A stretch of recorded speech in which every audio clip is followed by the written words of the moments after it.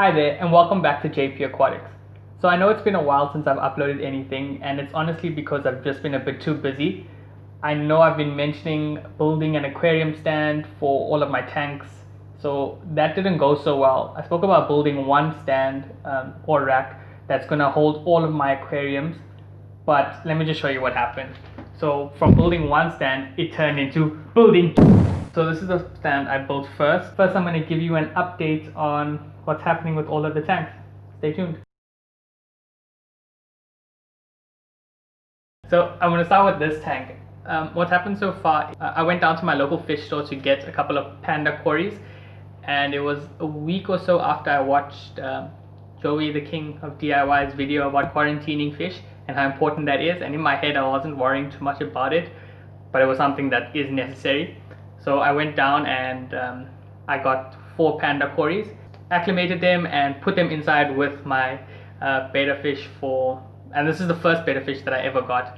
It was actually one of the first fancy fish that I had.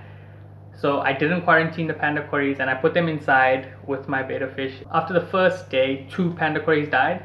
The second day, a third one, and the fourth day, all of them were dead. And I noticed that my beta fish had a fungal infection. Obviously, this was from the panda quarries and I didn't expect it because the panda quarries did look like they were in good health. But unfortunately, all the fish in the tank died. So I lost one of my fish, one of the earliest fish that I ever kept, and it really sucks. I was so excited to get a fish that I haven't kept and that I wanted to, that I didn't worry about it so much, and I didn't see any problems, so I just got it. But yeah, so I'll probably be tearing down this tank soon and doing something else. So with this tank over here, things have been going a lot better lately. What I've been doing is trimming the plants that have been growing back and replanting them.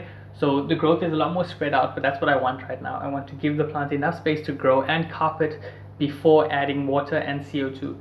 It's obviously a lot slower than most of the other builds because there's no aqua soil or a lot of nutrients. So on a brighter note, Flame is doing really well in this tank. I've upgraded the filtration and Flame has been eating regularly. The plants have been growing really well. I haven't trimmed anything back yet. So I have been thinking about upgrading Flame's tank to something bigger and better. So that might be coming up in the future. So stay tuned for more on that. This tank isn't doing all that bad. One fish did die the other day, but I'm not sure what it was because of. So this tank is doing really well. This is the DIY CO2 kind of thing going on here. Because I've got all my plants as my plants holding tank for now. I am looking after my neighbor's neons. He wants me to fatten them up so that he can keep them in his tank because the other fish are kind of bullying it. So I've got 2 extra neons in there along with my rummy nose and my neon. And finally the 100-liter tank down at the bottom here. This is not going to be here for long, but surprisingly I've had no algae issues with this tank ever.